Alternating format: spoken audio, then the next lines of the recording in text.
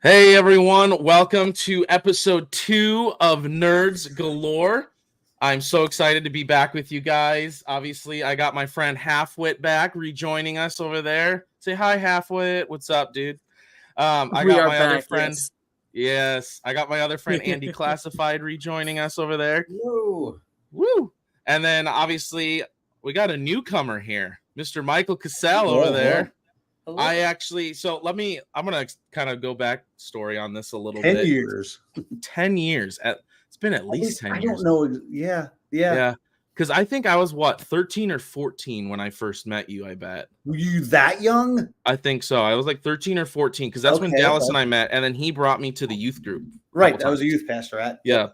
So we go way back. So I live over by Omaha now. He lives up way in northern Wisconsin where I'm from. Right. And I used to know this guy. Like I said, I used to go to the youth group with a friend of mine. He used to be the youth pastor there. So recently, Mr. Andy Garcia here, Andy Classified, got a hold of me and was like, hey, I have someone that wants to join the podcast. And I'm like, sweet, man. Like, I love talking nerd with anybody. And he's like, yeah, Andy Cassell. And I'm like, why does that name sound so familiar? And then he explained to me who you were. And I'm like, Michael Cassell. Awesome. Oh my word. I have not talked to him in been what, 10 years? 10 Probably about years? that. Yeah. Wow. The last time I remember us talking, we were at the hotel that Dallas works at, and we were playing music and stuff. Yes, that's I remember right. That little motel off that of little Marinette very Avenue. small room. Yeah. Yes. We Dallas and I were in a band together, and we had to put in practices. So it's like, let's practice over here. You were there. You played middle music. I want to say you and Dallas wrote that awesome song "Be Still." Yes. That we played that a bunch of times as a band. Anyway, that's good. I like it. I still play it every once in a while. I got I don't know if you can see it, my grandpa's 1950 Gibson there. I do. Nice. And nice. so I'll get that out and I'll still play that song every so often, and that's cool. That's awesome. Bring back memories. So yeah, we go back. It's good to reconnect. So yeah.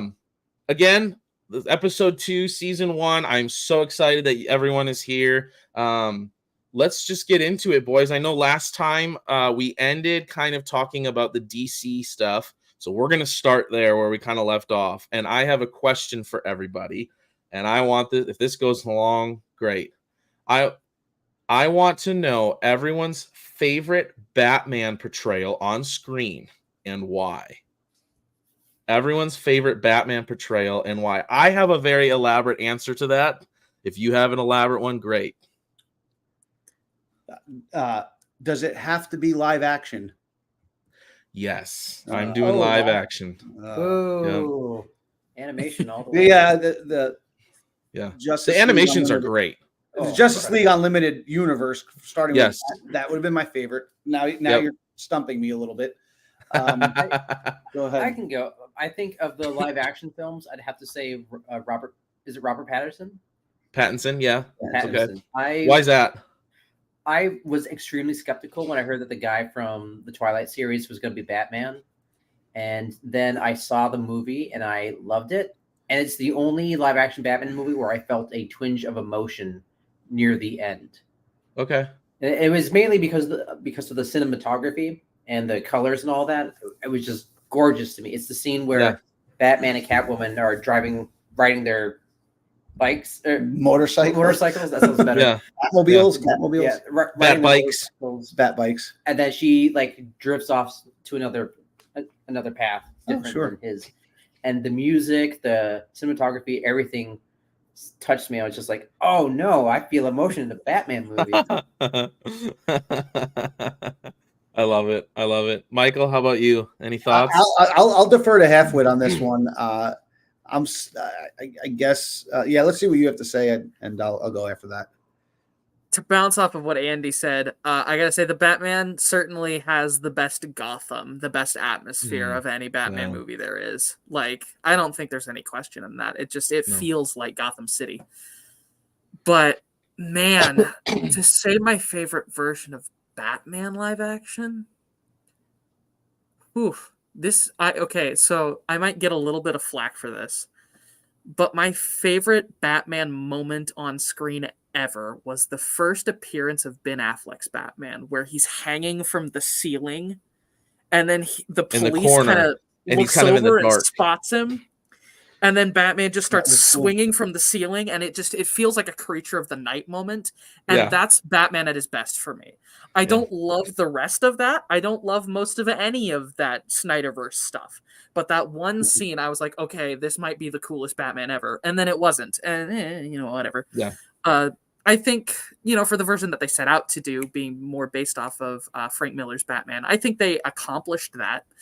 Just not my favorite Batman. But that one moment is probably the coolest Batman has ever been. A very close second being Christian Bale at the beginning of the first Dark Knight movie. Yeah. I think for me, my answer is a little more elaborate because that's what I'm here. I'm more of like this is my side of like, I know you're a Marvel guy, which is cool. Like Marvel, DC, it's all cool. I'm more of a DC I gotta guy. say, right now, I like DC animated movies better than anything Marvel's done. It's the best. Endgame. They're fantastic. Although Tomorrowverse isn't as good as the universe prior to that. Anyway, sorry. Yeah. No, you're good. You're good. You're totally good. So Agreed. For me, I think overall my favorite like Bruce Wayne Batman is actually Ben Affleck, because when you read the comics, he's supposed to be a big, broad-shouldered guy, right? That's part of what makes him so scary. Is not only is he a creature of the night, but he's supposed to be this monstrosity of a human. And so I feel like out of all like the Bruce Wayne Batmans, I feel like Ben Affleck kind of portrays that the best. Agreed. And so that's why I love him. He's just this bulky, just dude, I will agree with Andy Classified and Halfwit. I think I really enjoyed the new Batman movie, not for Robert Pattinson as Batman, but for those who've played like the Arkham games, right? It has that same kind of tone to the Gotham where it's very dark and gritty and just this. I mean, for me, when I first watched it, the new Batman, it pulled me in right away when he starts monologuing and you got this like really dark Gotham. And I'm like, whoa, like this is Gotham City. Like this is cool.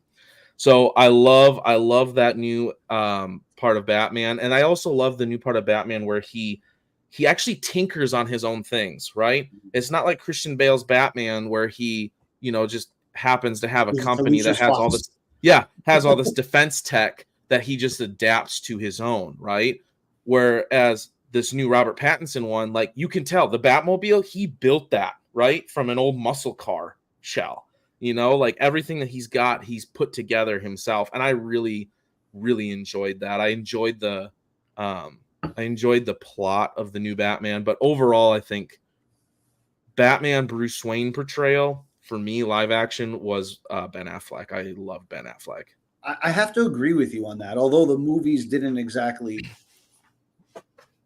do some of the stuff justice, I thought the Bruce Wayne Batman dynamic was good. I didn't like the fact that he was like a raving lunatic trying to kill Superman for the first movie, but right.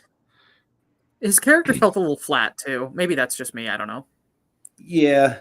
Well, that there was a lot. I mean, I don't consider Snyderverse wise. I don't consider the Justice League as canon. I consider the Snyder Cut canon. By the way, exactly same. Canon. Yeah, yeah. That Snyder Cut was awesome when that came out. It took me about 3 days to watch, but it was great. Oh, I had a bunch of buddies over and we watched it straight through. Nice. I ordered a bunch of pizza and stuff. It was awesome. Oh, I was like, as I'm watching, I'm like, that makes so much more sense now. Like, seriously, yes. I didn't see the Joss Whedon version, and I only saw like the first half, like the first quote unquote episode of the Snyder Cut. Okay. I was just very much like, okay, it was okay for me. Yeah. I appreciate the thought, but I don't understand why he made it in that weird aspect ratio. What do you mean? I have something to say about that. I can interject into that. Okay, yeah, go ahead.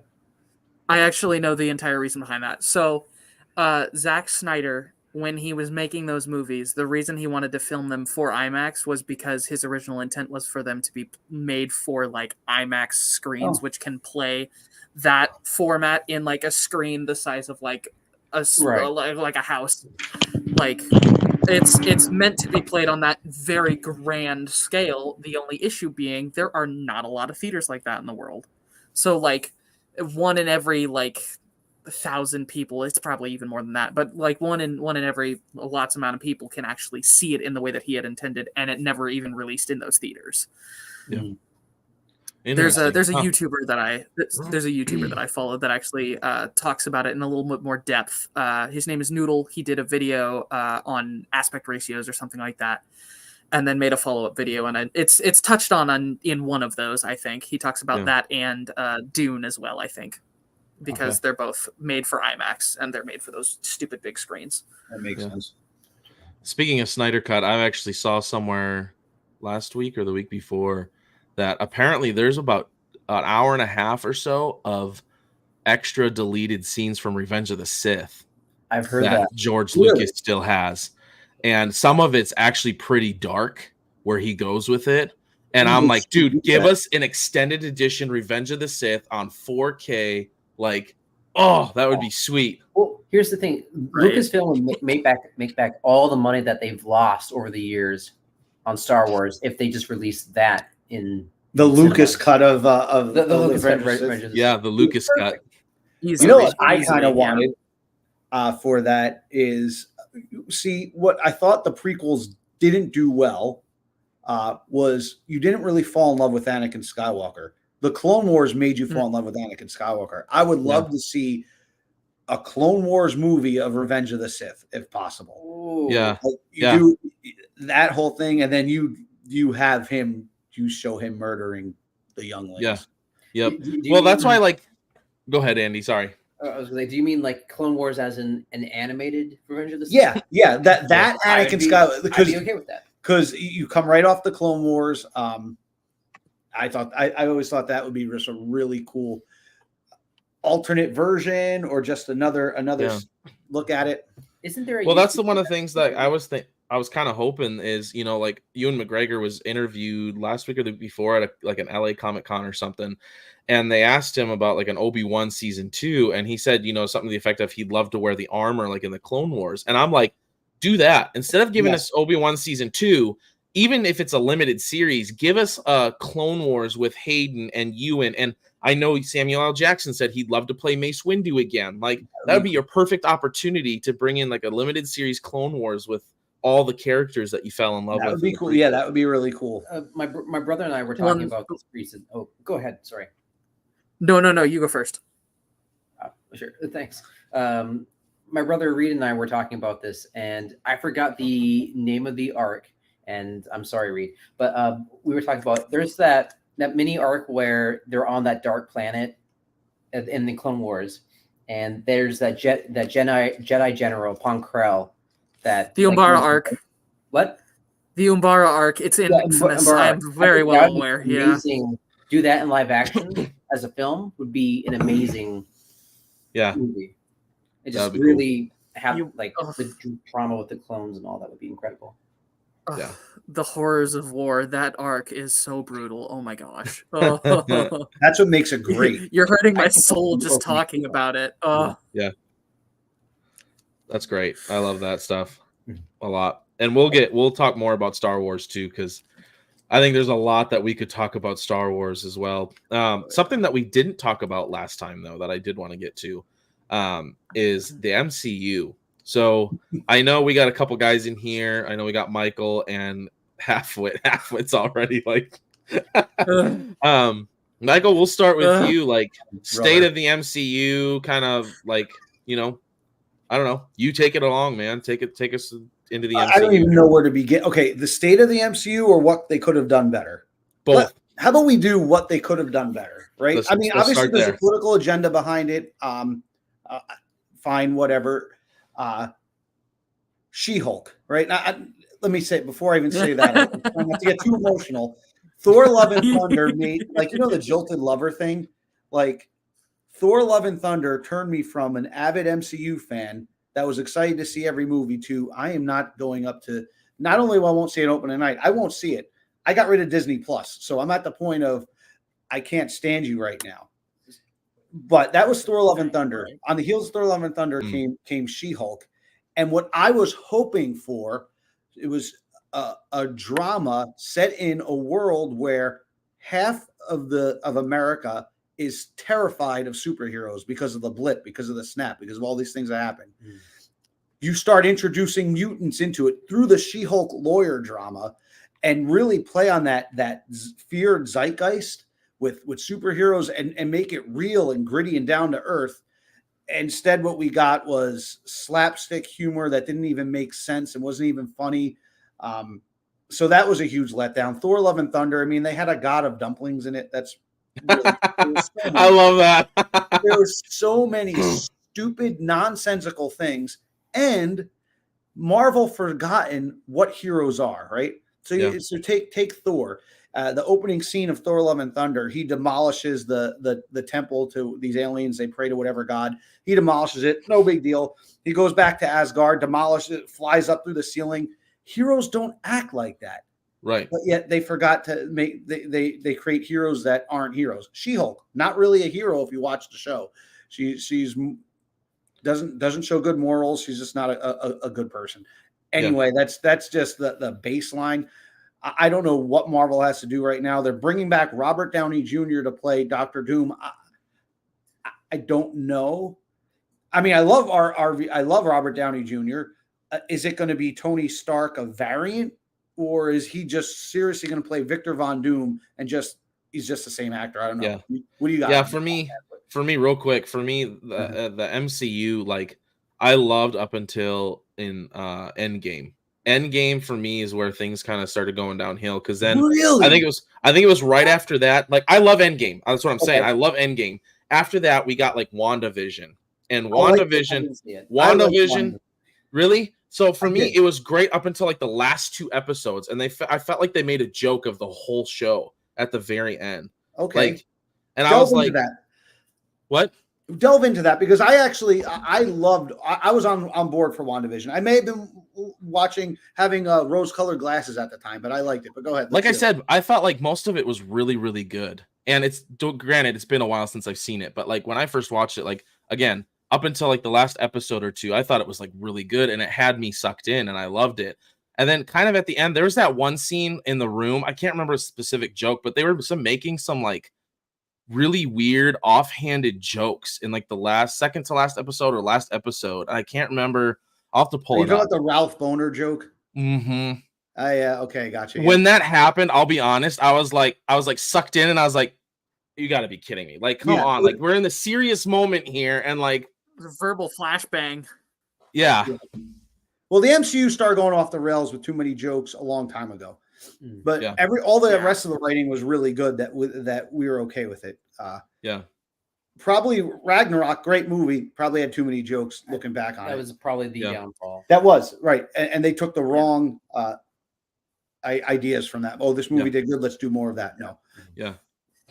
So that's where things started kind of slipping for me. It wasn't like that's where things I started looking at MCU, and I'm like, man, come on, you got to be better than this. Like. And then, things just kind of went downhill. And then it goes downhill. Yep. Real far, real fast. Personally for me, Taika Waititi's a great writer, but he's much more of a comedy writer than anything else. Yeah. And that's not what the MCU should be. And I'd love to go back on the Thor: Love and Thunder thing, because I have a couple of nitpicks that I would love to delve into a little bit. Just things that they could have changed that could have made the ending way better. Okay. Like just a couple of little things, right?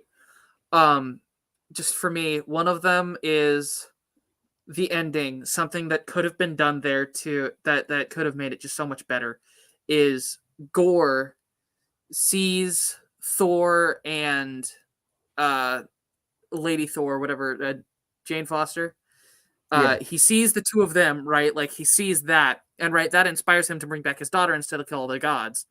But I think it would have been way better if, instead of bringing back his daughter, he cures Jane.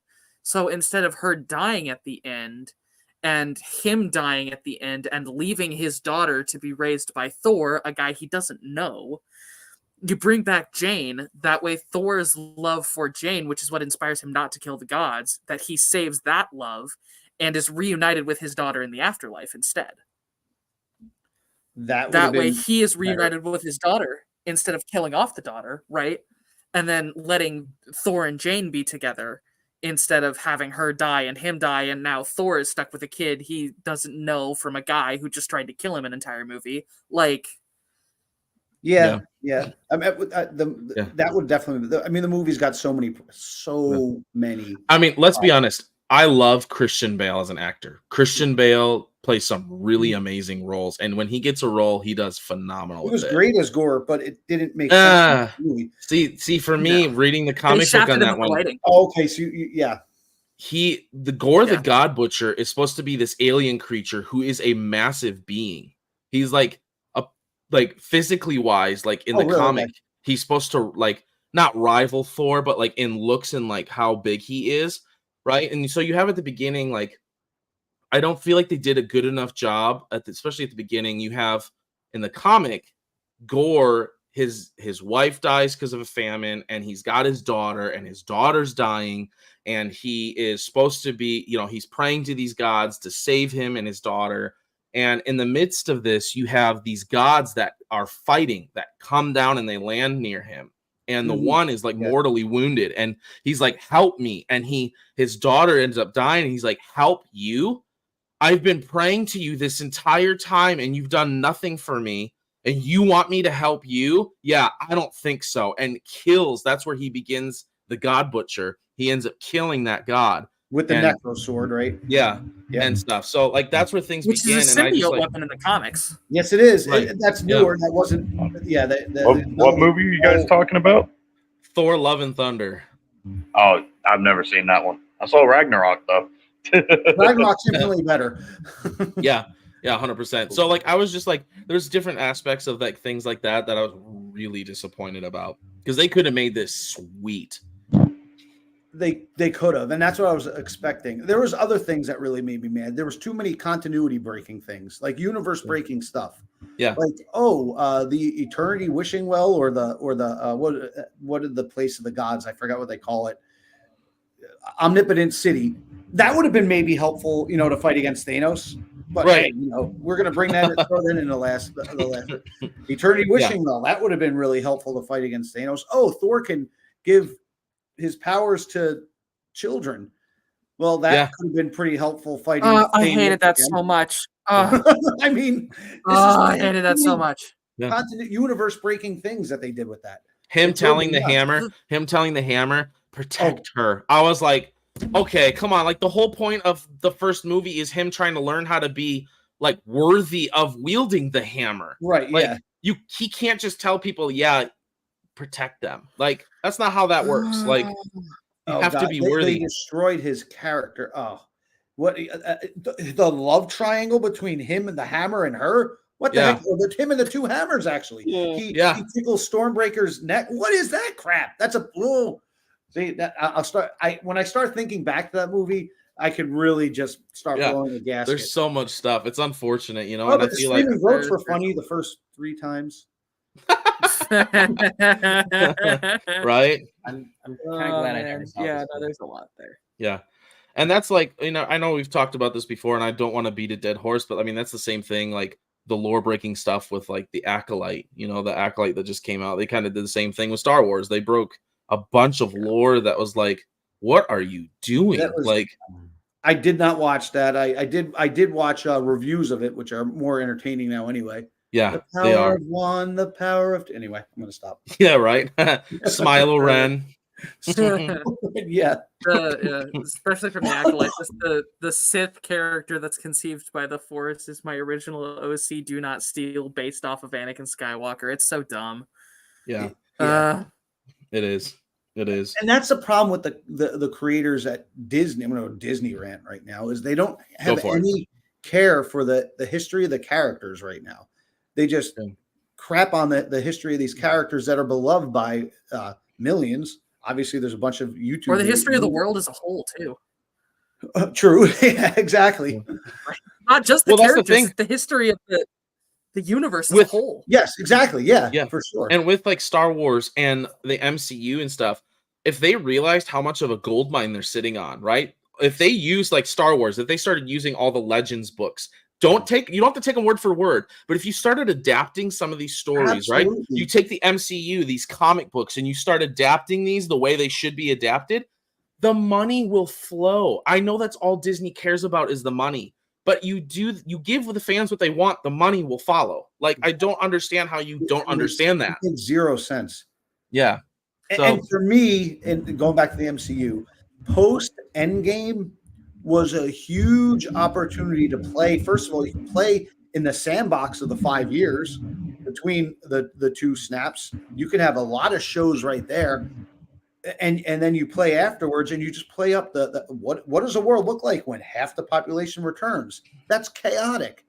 Instead of just mentioning it here and there, I guess Captain America and Winter Soldier was that the name of the movie? Falcon and Winter Soldier, the series. They touched on some of that. Had some parts that were decent, but man, you got a huge, awesome sandbox you can play in, and then bringing in the X-Men, the mutants, with the opportunity to really play up on the fears of superhumans. Look what superhumans do. But no, what we get is, I don't know what we get. It's nonsensical. Yeah. Go ahead, Andy. Oh, guys, sorry. I've heard the theory, and part of me doesn't believe this is true, but I also want to believe it because it makes a lot more sense, that Marvel didn't have any plans after Endgame. Because when you look at, if you look at the first couple phases of Marvel, up until Endgame, everything flowed nicely. It was a coherent story. Right. Everything was perfect. And then all of a sudden, after Endgame, it's not even the same studio, same company. It's just 100% derail. Yeah. It's not a slow, steady derail. It's just instant derail. Halfway. I kind of feel like you're halfway. I mean, to speak into that a little bit too, right? Like, to say, like, it felt like the ending of Endgame felt like it wrapped everything up really nicely too. Yeah, like just the way that, right? The way that Iron Man, his last lines, right? The way that he said, like, it's good to know that the future is in good hands, and so it leaves it open ended to know that they're like. The world moves on. Like there are still stories you could tell, but we're ending it here because this is the end of this era. And I mean, maybe to bring it back later, but like if you're gonna bring it back with an idea and not just whatever this is, where you're flying by the seat of your pants trying to come up with something to continue on, starting with Kang Dynasty, and then that gets canceled, and now we're going with Doomsday and whatever. Like it feels like they don't know where they're going with it. And I think that's the hardest thing, is because they had this story that ended with Thanos, and now that it's over, they're trying to continue on with a world that they didn't really have any real plans, or at least the original guys behind it didn't have any real plans of continuing on with afterwards. Right. That's why they should storyboard this stuff like ahead of time, and obviously, and work through those plans. That's why I just like my treatment of playing the fear of the world. Go darker, not funnier. What does the world look like? What does the world look like post Endgame? Yeah. And I mean, if you watch back, like some of the first Marvel movies were darker. Like Iron Man was Iron Man had a lot of darkness to it. Captain America had a lot of darkness to it. There was a lot there, and they lost that in the brevity of it, which I'm not saying is like a bad thing. Like they adapted to kind of the audience feel. But I think it could be cool to kind of go back to the roots there, especially if you're starting fresh with this post-in-game world. Like, go back to the roots, like see where you were, and like lean into that, especially with like you said, the fear of the world. That's a great idea. That would have been really cool. Yeah. So, Michael, like, what did you think of the new Spider-Man movie, No Way Home? Okay, I loved it. I mean, too.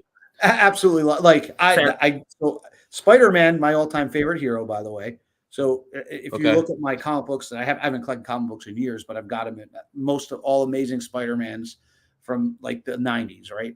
So he's been my all-time favorite hero. Love the Tobey Maguire films when they came out. I liked Amazing Spider-Man when it came out, and I thought they did fan service perfectly. Yeah, they did fan service perfectly in that. That end part when you had all three of them working together, and to me, the part that got me the most in my heart is, I'm not a crier, but I teared up at this part when he saves Gwen, that world's Gwen, MJ, and he's MJ, but he's like sitting there and looking at her, and he's like crying, and she's like, "Are you all right?" And he's like, "Yeah," like, and I'm like. Like squealed in the theater. That movie redeemed like the Amazing Spider-Man movies. Yeah, they nostalgia back in good ways to Spider-Man. They made Green Goblin even cooler, by the way. That was one of the highlights of the movie. Oh, he was fantastic. Yeah. Yep. Yeah, I thought it was really, really well done. That is one thing I I've am seen a looking little- forward to. It sounds like they're gonna make more, aren't they? Are they gonna make another That's one? what I hear. Yeah. I think there is. I think there is some talk. Yeah. I will But say I've seen outside some of that, behind the Sony scenes- Spider-Man films have been well good enough. Venom, it's all right. Yeah. Yeah, but I don't know. I'm excited. I know I saw an article today regarding Star Wars that James Mangold has that Dawn of the Jedi movie, and apparently they're going to start filming next year. And I don't know how I feel about it. So is this like I don't think it'll ancient movie, like about the beginnings of the Jedi? Yeah, about the Jedi, like the actual like beginning. The race of Jedi. If it was a race of people, right? At the It time, started off. Well, the Force users, I think, were a race of people that Okay. were started off. Yeah, and Andy Classified, you have something to say about that? I can tell. I was just gonna say I've been hearing from there's a podcast out there called Children of the Watch, which is great Star Wars podcast. But they were talking about all of Disney's plans for the new, essentially Mandoverse trilogy. Yeah. And they said it kind of sounds like Disney's scrapping, because Disney will never outright say we're canceling a project. They'll just like stop talking about it. The Mangold films, I think, is done. They're not going to work on it. They're going to. That's weird because I just saw this article pop up today Maybe from Star Wars. So I don't know. Obviously, Lucasfilm doesn't know what they're. Well, that's the thing. Kathleen Kennedy opens her mouth way too much and announces so many projects, and then nothing ever happens. Here's what I've said. The true villain of the Star Wars universe. KK needs to get out of there. You've been saying that for years. 100%. I think you need to give creative control mainly to Dave Filoni and Jon Favreau, but I would throw in Sam Witwer as well. That man has so much Star Wars knowledge. It's not even funny. Oh my gosh! And then you bring the man to out-nerd Dave Filoni. I would bring in Starkiller. That would be cool. I would bring in 3 writers. Then you could have these writers each respectfully do his own timeline. The beginning, the current like Skywalker saga era, and then you have right after the Skywalker saga era. I would bring in Stuart Beattie. I would bring in James Luceno, who wrote Plagueis, and then I would bring in Zach Thompson, who wrote Heir to the Empire. All 3 of them have written really phenomenal books. If you haven't listened to them on Audible, listen to them. They're phenomenal. They all have their own timeline. James Luceno is more like the beginning, right? With Plagueis and more of that kind of side of things, like movie 0 kind of thing. And then Zach Thompson is after, the Heir to the Empire series. And then you have Stuart Beattie, who is really good at like writing stuff for the in-betweens, right? And doing kind of all the connecting pieces throughout the 6 movies. You let them go and you put those 3 people in control, the Sam Witwer and Dave and John, the money, I mean, Disney's not going to know what to do with themselves at that point. I want to see Darth Revan on screen so bad. Who? Yeah, that's right where I was at, Darth Revan. I want to see Darth Revan on screen so bad. Yeah, 100%. I want him so bad. Star Wars fan doesn't want to see Darth Revan. Doesn't want to see Darth. So cool. Yeah, Darth Revan, and I would love to see. There's 2 other Darths I'd love to see: Darth Revan, Darth Bane, and I would love to see Darth Malgus. Darth Malgus. It's all the same timeline. Yeah, all the same timeline. I would love to see them all. All right there.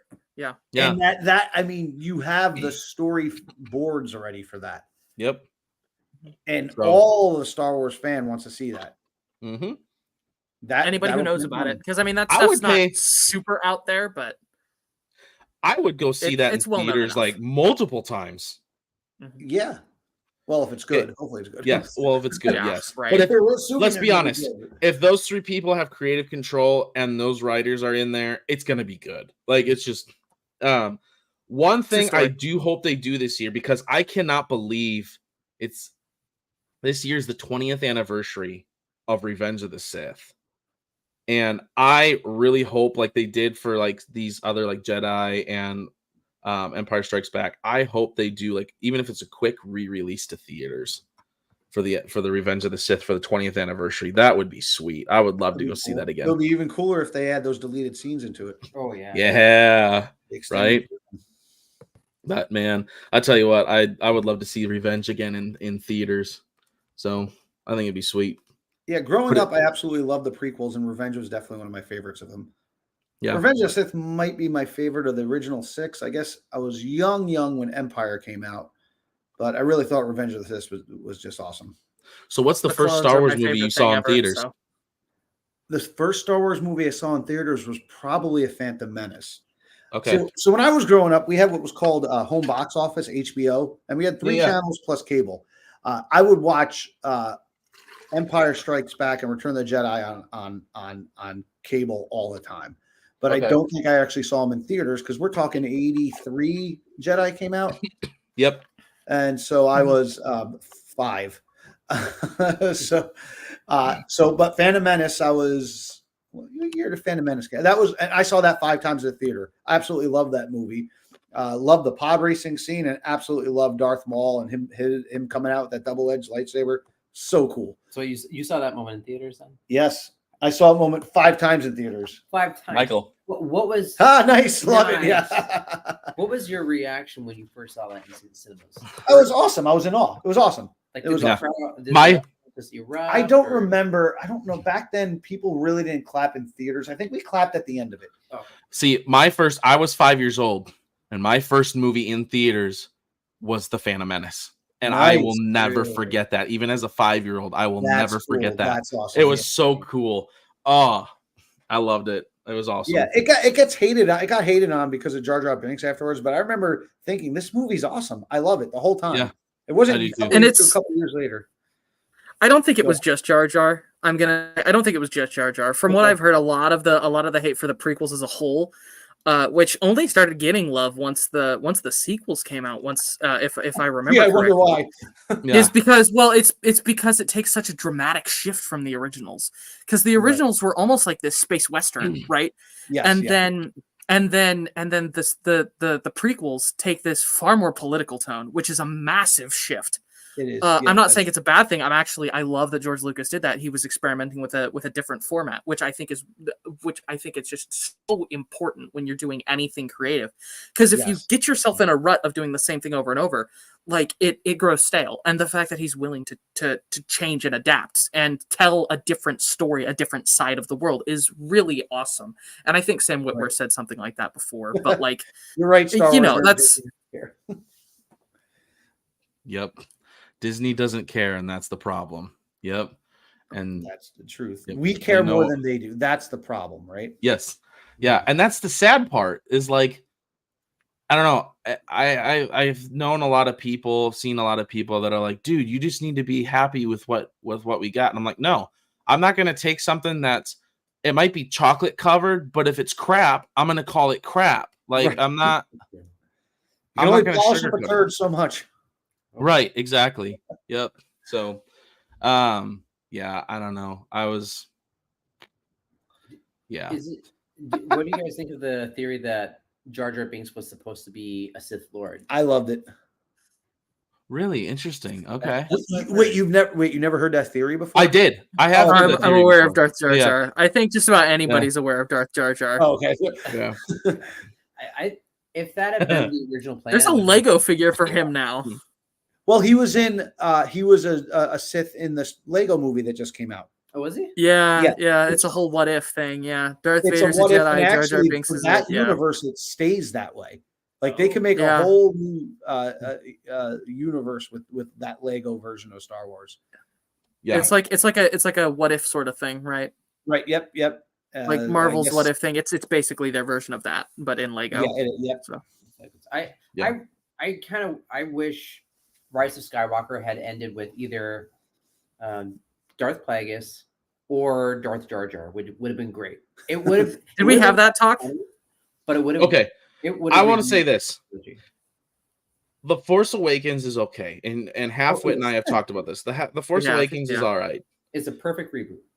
The other two are just phenomenal failures, in my opinion. And here's the deal: if at the end of Rise of Skywalker, for all of the flub ups of the other two, if at the end of the Rise of Skywalker, when she's asked her name, right, you have been fighting this entire time, all 9 movies, the last 3 due to lazy writing, all 9 movies, you've been fighting who?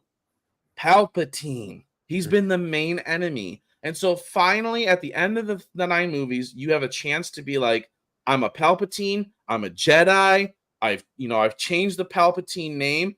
Wow. It would have brought everything, I think, full circle. And I think at the end, you would have things you'd be able to do with that, right? Because now you could have a Rey movie where you go into her lineage of being a Palpatine. Then you could do a young Palpatine show. You could go back into her lineage.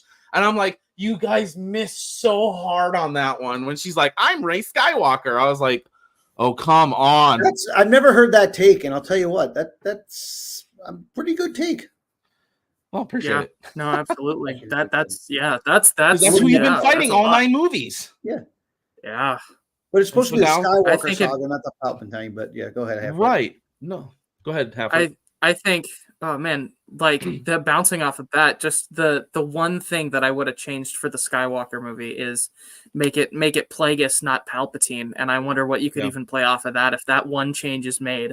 Because for me, the somehow Palpatine return line is just it makes me viscerally upset. I hate that line. Stupid. I hate it. Yeah. It doesn't make any sense. You saw him go down the shaft. You saw him explode. You saw him die. The one character we've heard of and haven't seen die, and because of his focus being midichlorians and the manipulation therein, we never saw the body. We know basically nothing about the character. Except the book, and that's a whole different story. But what a better deception than making his apprentice think that he's dead. Yes. For the 40 whole years. time that would have been cool. Yeah. That would have been much cooler. Right? But oh gosh. But then we would have been robbed from the most iconic line of somehow Palpatine returned. And the other line, the one that makes me viscerally angry. Secret's only the Sith know. What in the? Oh my gosh. Yeah. Oh, that was okay. So I have to say, we're on Star Wars right now and the sequel trilogy. I have to confess, when I first saw, what's the second one called? Last Jedi. The Last Jedi. I really liked it. 100%. Interesting. When I first saw it, I thought it was an incredible movie, best Star Wars movie I'd ever seen. Yeah. Second viewing was like, what is this? Really? Yeah, I didn't. It took me thinking about it afterwards and seeing it again. Then I'm like, what the? I enjoyed the ride. I was there for the ride. I enjoyed the ride. I thought they were going to reveal some stuff. I was definitely taken aback that they killed this new awesome guy, Snoke. I thought he was really cool.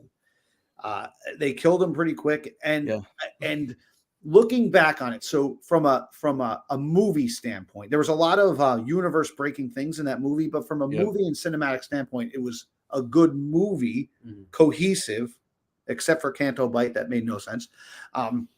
Well, okay, so one of the things I don't want to derail, but like just the thought of the Canto Bight thing, like the thought that thing that you've sent them off to do, that you've sent them off to get, the thing that they have accomplished there, and that turns out to be nothing, is a really interesting take. That's a really interesting direction to go, because that is something that can absolutely happen in like a war setting. Like you go off to do an objective and it goes horribly off the rails and it screws up, and it screws up way worse than you thought it would. That's a really interesting take. I think it's cool that you show that. I don't love it, but I think it's really interesting, and I think it's a cool direction. Like I think it's a really interesting concept to go with. I'll be honest, at the beginning of The Last Jedi, I got lost, because at the end of The Force Awakens, like I said, The Force Awakens is okay, right? And you have at the end, she gets to the island and there's Luke, right? And you're like, whoa, this is going to be cool. And at the beginning of The Last Jedi, she takes the lightsaber out of the bag and she's holding it out. And I'm like, this is going to be awesome. He's going to grab this thing. He's going to be like, where in the world did you get this? Maybe a quick, 10-second flashback of him losing his hand in Bespin. You know what I mean? Like some really cool stuff. And he grabs it and I'm like, character assassination. Are you kidding me? Like, you felt that right away, huh? I did. Personally, I did. Yeah. I thought, oh, cool, they're going a different direction. I was hoodwinked. Yeah. And then especially when they went with the whole, my and Sam Witwer talks about this all the time. And I agree 1000%, where he talks about, you have a guy in Luke Skywalker, right? Who's not willing to kill his dad. A guy who is, I'm the Sith, I'm the dark side. And Luke's like, yeah, I don't think so. I'm pretty sure there's good in you yet. And he's like, no, there's not. And he's like, yeah, there is. I see it. And then he's willing in an instant to kill his nephew because of a bad dream. Really? Like, nephew had bad dream, time to start over. Right. Han, Leia, give me another. Yeah. Let's move. Looking back on it, looking back on it was absolutely horrendous. The whole movie. Yeah. But I enjoyed the ride on the first viewing for some reason. Yeah. Probably because I was expecting them to reveal something. I was expecting the Rose tinted glasses. Yes, and I was also expecting stuff to really play out differently from the Force Awakens. Yeah. And then you think back on it and then see it again. I'm like, what the heck? What did they do? Yeah. Is it possible? Is it possible that the version that everyone saw in theaters was good, and then the second, like once it was released, like a week into the theaters when people started going back, yeah. And then honestly, episode 9, I feel like was just, I think JJ just trying to retcon a lot of the stuff that. Yeah. I would have leaned into it. This is once again because you already have the Last Jedi. Have it where there's they do a new thing. What is Kylo Ren want? Kill the past, let it die, right?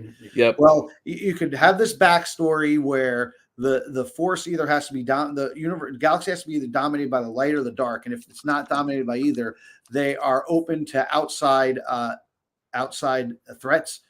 Like I'm going to screw up the name, Yuzan Vong. Yeah, Yuzan Vong. Yep. And I thought, and that Rey and Kylo had to literally team up as both dark and light users to save the galaxy from that. That's the only thing that I would have thought could have made sense if they leaned into that. So something that was really arc deserves its own trilogy, though. Like Yuzan Vong deserves its own trilogy. Something that I thought was really cool, and it's Timothy Zahn that wrote Heir to the Empire. I said Zach Thompson earlier. I don't know why I said that. It's Timothy Zahn. One of the things. So I did an interview with Star Wars Sith 66, and he goes to all these Comic Cons and stuff, and he was at ICC Nashville a couple weeks ago, and Timothy Zahn was there. And he was able to sit there and talk with Timothy Zahn and stuff. And he asked him, okay, the sequel trilogy, is there anything in there that you could tweak that would like turn it and make it better? He goes, yeah, actually, I've thought about this. Here's the deal. Rey is what you would do is you would change Rey. She was actually in Luke's academy, Luke's best student in Luke's academy. And they knew that Plagueis was out there, or not the Plagueis, but Snoke. Sorry, Snoke was out there, but they had no idea where he was. So in order to draw him out, Luke erased her memory, stuck her on Jakku, left her with all of her Force abilities and how powerful she was, but erased her memory, stuck her on Jakku to try and draw out Snoke so he could find out where he was.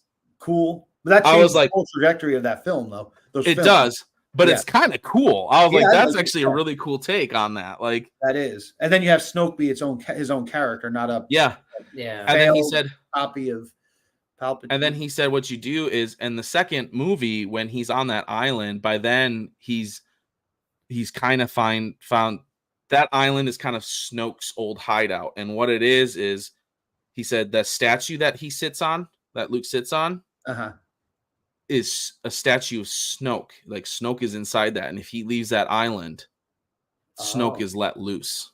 So that's why he's been a hermit on this island this entire time, is because he's been trying to prisoner. Forced prisoner. Oh, that's cool. Or almost like a guard, right? Yeah. Yeah, he's guard. Guard. Prison guard. Yep. That makes a lot of sense. That's amazing. As opposed to killing Luke's character, he's actually sacrificing his own freedom for the benefit of the galaxy. Exactly. Wow, that would make sense. That's cool. So just two ideas, and that was within a 5-minute conversation. And I'm like, that's one of the guys. I'm like, dude, let him write movies, man. Like this guy would be. Now, Heir to the Empire. That was what's his name? The blue dude, that really awesome. Thrawn. Yep. And it also has Mara Jade, how Luke meets Mara Jade and all that. All that stuff would have been so good. It would have been so cool. Yep. It would have been really good. And then they decided to make it not canon.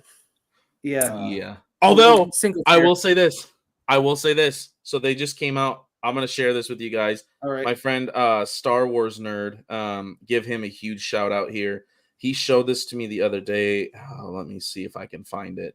And regarding that, oh man, where did it go? I might have to get a hold of him. He's working right now. He sent it to me. There is a new comic strip out, and it's right here. Found it. Okay. I'm going to share this here to myself, and I'm going to pull this up for you guys because this is really interesting. So regarding Mara Jade and not being canon here, let's see. Sorry, just sit here, but this I was blown away with this. Let's see here. Come on, because I'm with you, Michael. I really liked Mara Jade. Yeah, it's just a cool storyline. It is a really cool storyline. And I like that they go back.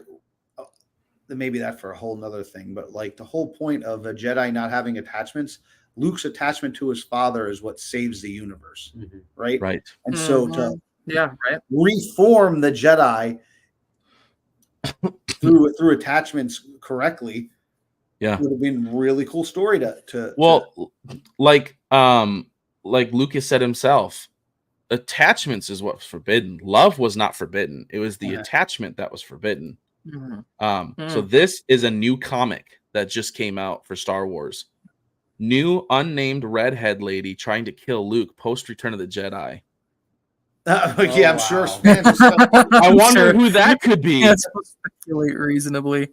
That's great. It says, we serve the Sith, Skywalker. We serve Vader and Palpatine. We are but shadows that flow beneath them, and we await their return.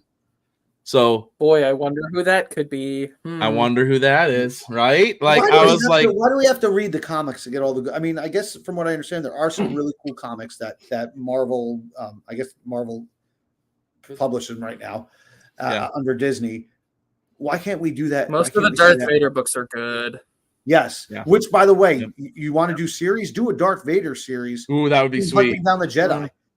Let him be the protagonist as a villain. I would love to see a movie right after the events of Revenge of the Sith. Right after he moans in the thing of him trying to learn his suit, and you know what I mean, like hunting down those Jedi and stuff. Right after a whole new origin story, Vader's real origin. Yep. Yeah. Show the monster that he really is. Like more than snippets from Rogue One or whatever. Like, give him the reason to be like this dreaded force.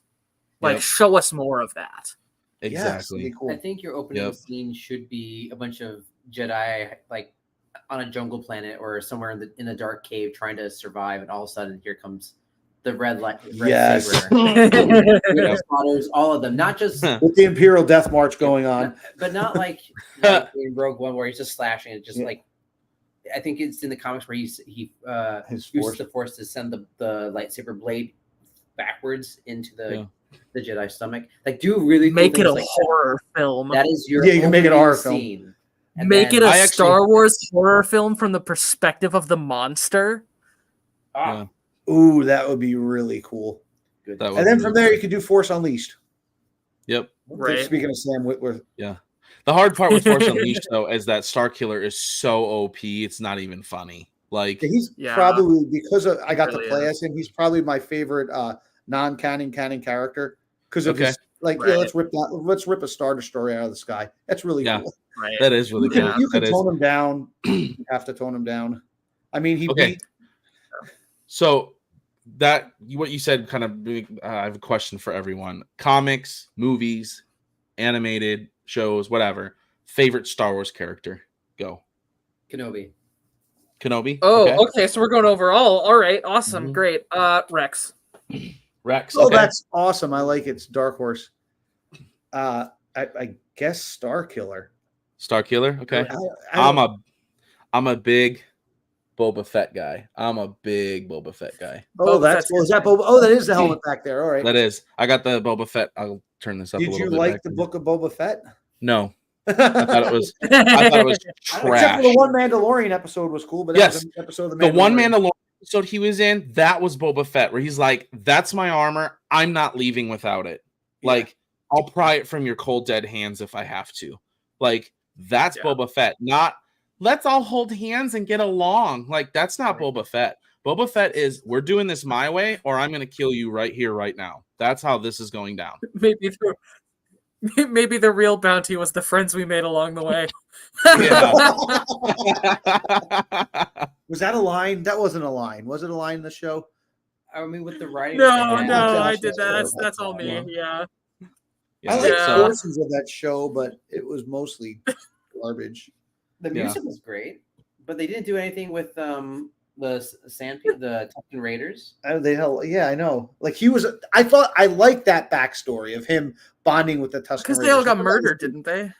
Huh? Yeah, they all got Yeah. murdered. That's And why they then didn't he do anything with the murdered Raiders, people because they that he just killed them thought all. killed them, but they Yep. were innocent. Yeah. Yeah, it was like two different stories. Yeah, I saw that once. And I was think kinda one of my sad. favorite parts of that show, if there was anything that I actually liked, was when he went to Jabba's palace and he gets the Slave One back, and it's still sitting in Jabba's palace. Yeah, that I was was like, cool. that was cool. Man, So- I remember something about it. I forgot a lot of that shit. And then when he releases the charge for the first time, Mm. when he's leaving that facility and he lets that one. Oh yeah, because we haven't seen that since. Yeah, I was like, that was cool. That was a nice callback. What Yeah, do you think that of them bringing Cad Bane? I did like Cad Bane. I thought the live action Cad Bane was kind of cool. I I wish like they the wouldn't have Vance done him character, dirty. too. I wish they wouldn't have done him dirty in the fact of like killing him off. I think it would have been cool if they Right, would have yeah. kept He's him. not dead, actually. Luke Skywalker If you- said, if "No you- one's ever down." I think he's. Yeah. What do you mean, He's- halfway? He's not dead, actually. If you look back at the scene, he's got this little heart monitor that's still beeping.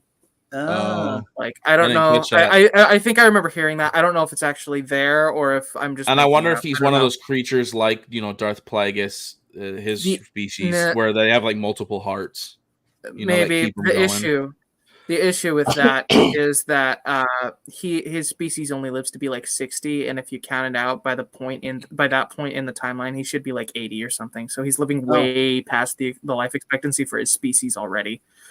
So I love that I love the fact that there's a live action one. I'm a huge fan of when they brought him back and why they brought him back. Right, I agree. Just I to agree. kill him off again. Like,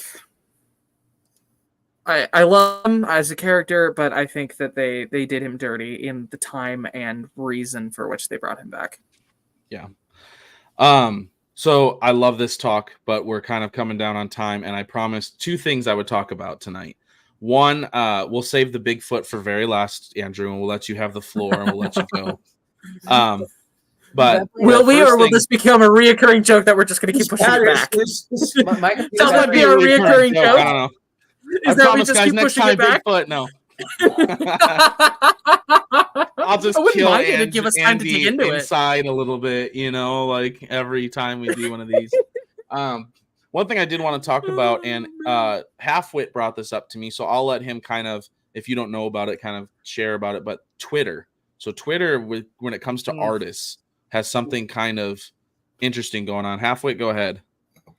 The terms of service. I'm sure you've heard about it. It's kind of been all over the place in the art circles that I have glanced at, but they have this new terms of service deal that basically says that anything you post, we can take and use it as if it's ours, which includes and is not limited to the use for training AI.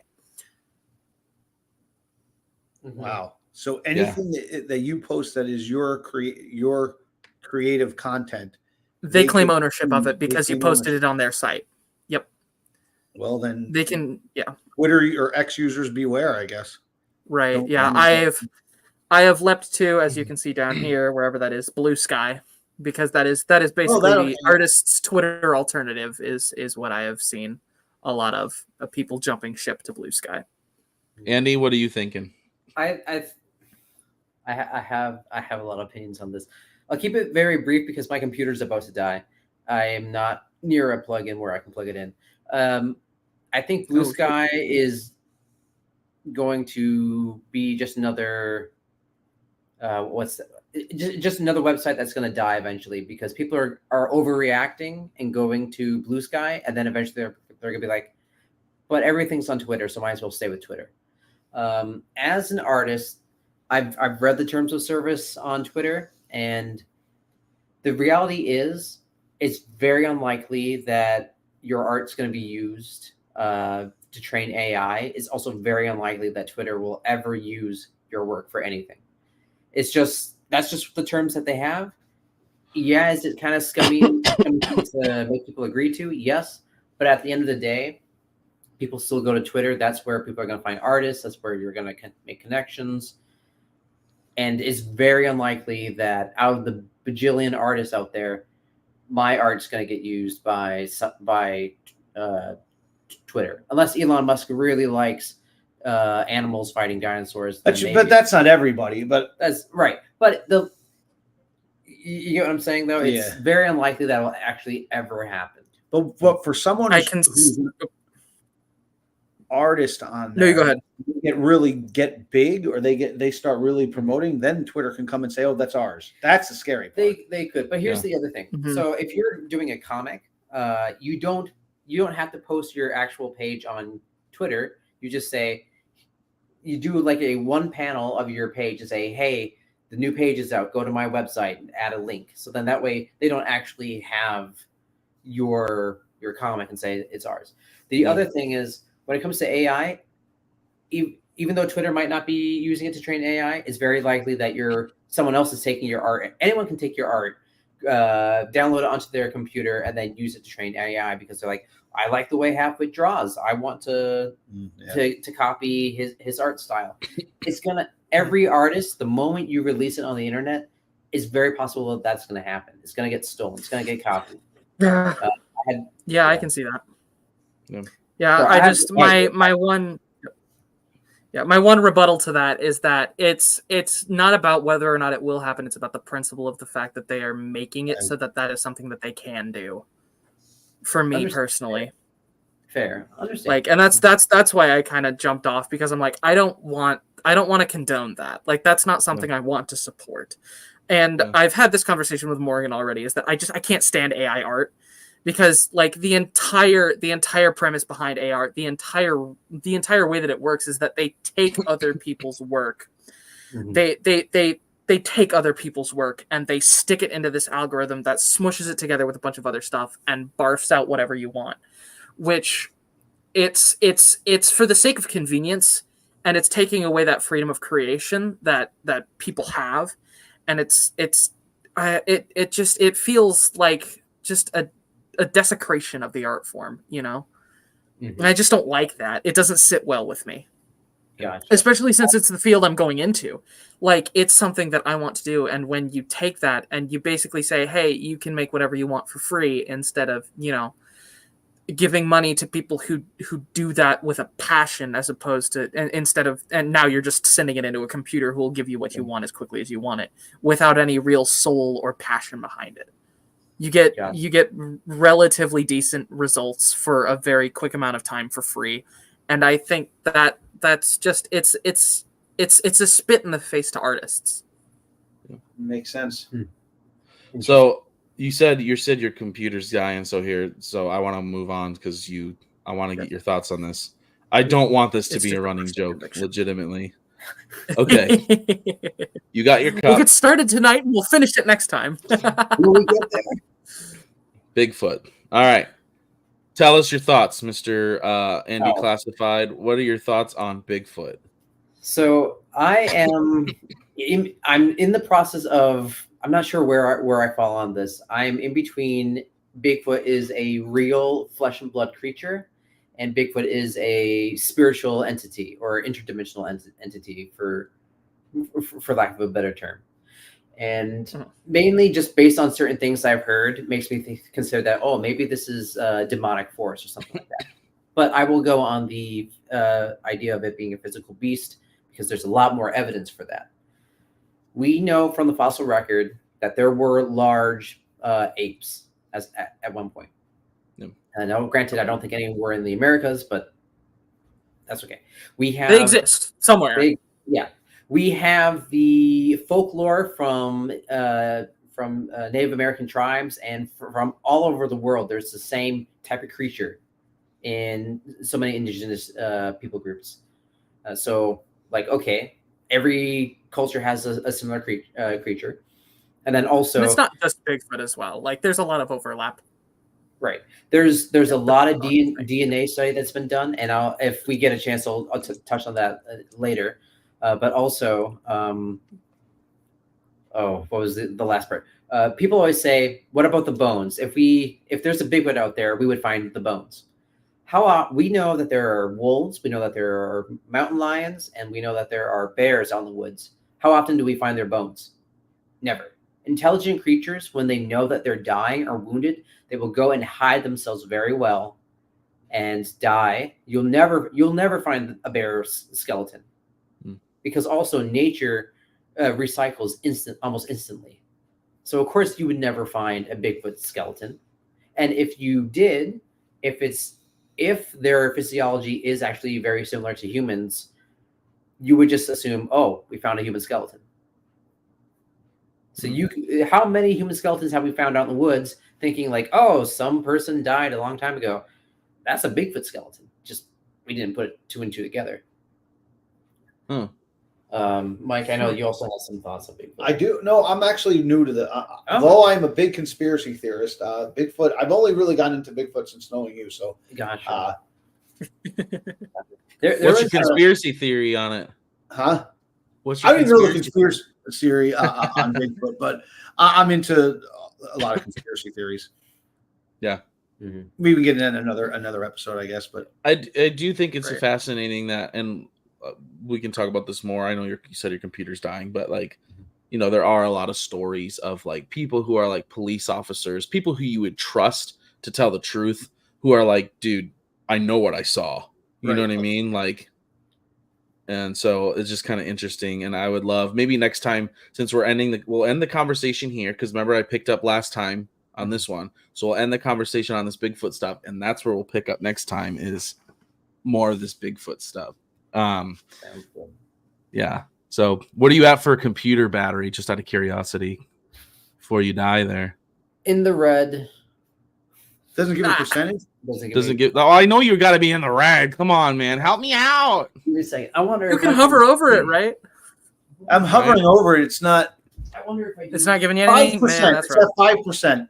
I just had a buddy text me. He's watching this. He's like, "Dude, I'm really enjoying this live, man." So. Oh, really? Awesome. Yeah, that's good. Cool. Good. Glad you're enjoying it, man. With the Bigfoot thing, I've got something to bounce off of next time we go there with the police thing. I've had a thought spark in my head, some sort of memory from somewhere. Well, yeah, I don't know about that, but it's just some information that I'm wondering if I'm remembering correctly. Yeah, I'll have to go back and re-listen to some of the stuff that I've been listening to about that. Oh, just and to catch up with my facts, just to brush up. I wonder if their computer died. He's all froze up now. Oh, maybe. Who knows? Okay, I'm gonna take him off real quick. Oh, man. Hopefully we get him back here soon. We'll keep going though. Right. Tell us since we're still here, tell us your kind of thing about the Bigfoot. Oh, the Bigfoot thing. Well, so one of the things that I've heard, or just one of the things that I'm vaguely remembering, is you had mentioned the thing about the police, right? These officers that have talked about it. And I don't know if this is a correct memory or not, but I'm remembering something about officers getting fired from the force for talking about stuff like this. Okay. I don't know what that is, but it's just something that like you're not allowed to talk about stuff like this if you see it. And I wonder if I don't remember exactly what it is. But man, it would be really fun to kind of talk about some of this stuff just because of all of the directions you could go with it. Like cryptids are such a wacky, weird, wild thing to explore. Yeah. There's just so many places you could go. Yeah. Yeah. And I know there's a lot of like fake Bigfoot stuff out there that people put, but 100%. Yeah. I don't know. Part of me thinks that there is something out there. There might be. I think, yeah. I mean, I'm not gonna say I'm a complete denier, but I'm also absolutely not gonna say I believe in it either. Like, I think that there's a very real chance that it could be something, but I'm not gonna say one way or another, like if it is, because I think there's so little evidence out there. But I mean, also to be fair, just the disappearances that come with, like, cryptids and things of that nature and stories that go along in those areas where those things have been spotted, that there's just so much mystery to it that we can't say for sure. Are you talking about? Or I can't, at least. Is Michael still there? He's still there. Yeah, he's coming. Okay, cool. My sincere apologies. I went to plug it in and I hit the kill switch on the thing. I'll Oh, that's unfortunate. Hand to That's forehead. Totally me. Were you talking about the missing 411 phenomenon? No, just general missing cases in the areas where like cryptids have been spotted, and just to say that there's so much mystery there that I don't know if I could firmly say that there's nothing there. I think that there's a very real possibility that there's something weird going on in the forests of America and probably all over the world too, I would assume. But like, I can't. I'm also not going to outright say that I believe, right? Like, but again, there's enough there that I'm like, there very well could be something. But I mean, heck if I know. Yeah. Well, that's the thing. It might not be something, but the fact that you have so many people, not just like in modern times, but throughout history, since the 1800s, have seen something. And then, like you were saying, Morgan, that you have people, police officers that lose their jobs over these sort of sightings and reports. You got people that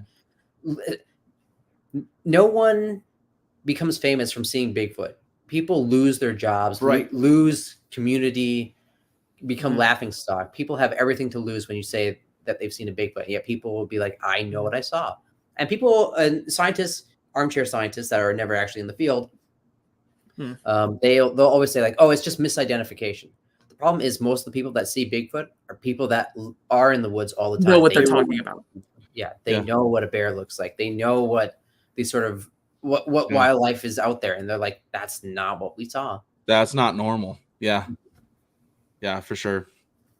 That's crazy. I did hear a story about that recently, actually. I got to go back and brush up on it again. But like, it was just like you said, it was like this guy who does hunting in this area, and he saw and heard things that not right at all. Gotcha.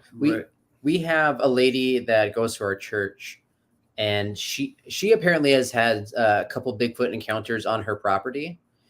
Really? She's claimed to have seen Bigfoot. They had a Sarah. No. Oh, okay. I forgot. I shouldn't even say. You know what? I probably shouldn't have said the name. My apologies, but no worries. But that's not not to dox you or anything. But we're gonna dox you real quick. They apparently had something big step over. They had like a really tall fence. They had something knock over their really tall fence, trying to step over it. And they had pigs because they would they raise pigs for meat. They had something come into the barn and tear the pig in half, according to her. And she's had Bigfoot researchers on her property. They never found anything. But 2 weeks ago, I think I told you this. 2 weeks ago, she came up to me and said, "Hey, Andrew, we had another Bigfoot deal happen this week." I was like, "Wait, what?" And she said that her sons were out hunting, or one of her sons was hunting, and he was getting out of his deer stand and walking back to the house. He said something flew past his head, and he was like, so he turns around. He didn't see what it was, but he said something was throwing earth at him. So he ran up. That's something you hear from other Bigfoot encounters. They throw earth, they throw rocks and stuff. Yeah, I've heard that from a couple of different Bigfoot encounters. That's interesting. Huh. And then later in the field, they found scat that they couldn't identify. They said it was big, but it wasn't bear, it wasn't horse, it wasn't anything. Interesting. Well, I said I keep it around an hour. We're an hour and a quarter right now. We will. Yeah, I know. Hey, when the word's flow. Episode 3, we'll start with the Bigfoot stuff. So, I know, Michael. I don't know if you've ever done any Comic Cons before, but I'm trying to. In years, like I'm an old man. I'm 46, and I think I did Comic Con for the death of Superman, 92 maybe. I got that signed by Dan Jurgens. That's cool. So that's my last Comic Con. Okay. So there's one down by me. I'm about 3 hours away from Kansas City. And so they have a Planet Comic Con down there this next March. And I'm trying to get Reed and Andrew to come down. Joel's going to possibly come down. Joel's probably going to possibly go here. one of my other friends, and then Halfwit, and got some other people too that are possibly. I'm trying to get a posse together to go down. Is what I'm saying. So, they had some really good people there last year. They had Ian McDermott was there, John Bernthal, Matthew Lillard, the guy who played like Shaggy in Scooby-Doo stuff, and they had some writers and stuff there. So love to have you guys come down, and you guys could come down here, spend the night at my place, and then we could all take my vehicle out and we can go to Kansas City and spend a few days at Comic-Con. You said March 21st through the 23rd. That would be a lot of fun. I'll have to look to see if I can do that. You can Yeah. do it. I think we can. Let's do it. Just a flight or a drive. I don't know if I want to drive. I'd rather fly.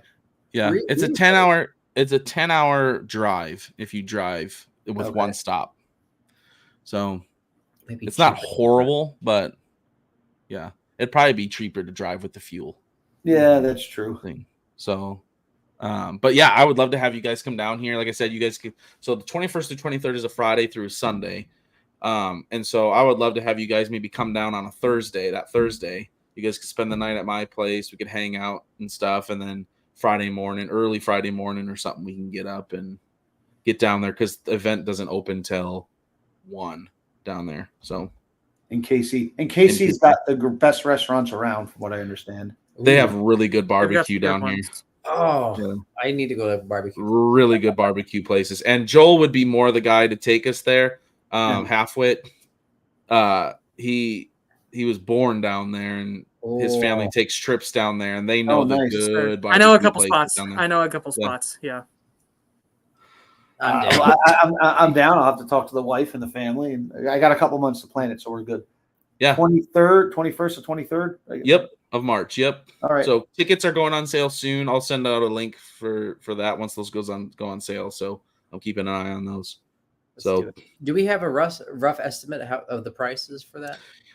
Most of the time, so like if you get like the VIP, like for all 3 days, I want to say for the ticket it's like $150, $200, but that's VIP, where it's like you get to skip lines if you want autographs and stuff like that. Like, gotcha.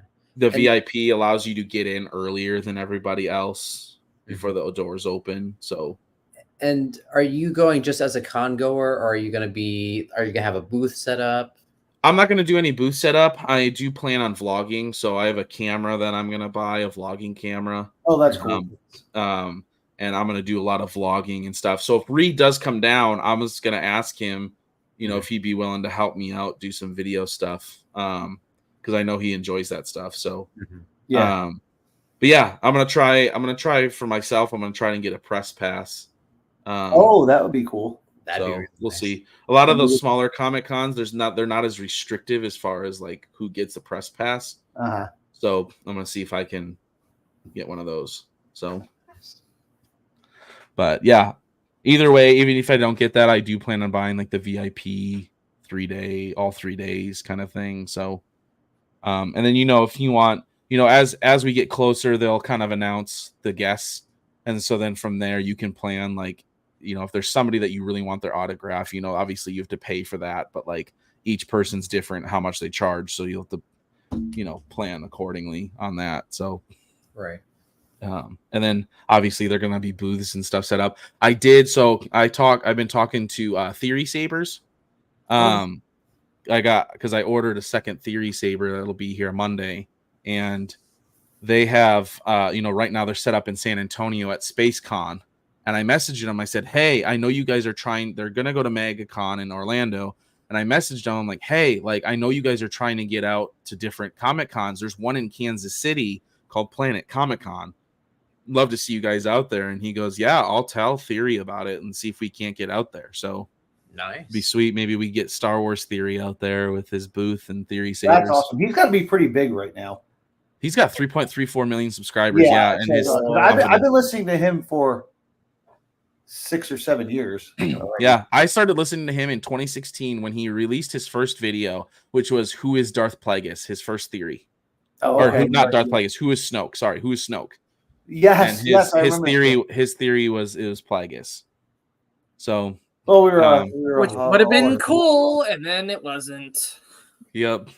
So Yeah, let's tentatively plan then, man. Have you guys come down for the Comic-Con down here, and we can. That would be really cool. That'd be a lot of fun. Awesome. So, hang out with you guys and get to do some stuff. I'm currently working, for those of you who are watching and stuff or will watch this video.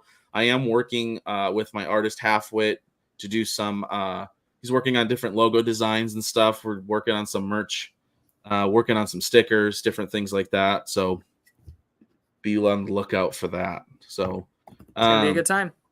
Oh, it's gonna be a great time. Obviously, on his thing there, you can find Halfwit on Blue Sky at Halfwit Draws. He's on Instagram, Halfwit Does Stuff. You can find Andy here, Twitter, Andy Classified, and then on Instagram, Andy_Classified. And then I'm gonna throw this on here. Don't forget, go to Rebel Scum Apparel, and if you use the code Star Wars Gazer at checkout, you'll get 15% off your entire order. So make sure you do that. Also, sign up for the rewards. You start earning those points. It goes towards the cost of the shirt, plus your 15% off. You're kind of setting yourself up for success there. So, yeah, guys, this was a lot of fun. A lot of fun. Thanks Indeed. for inviting me.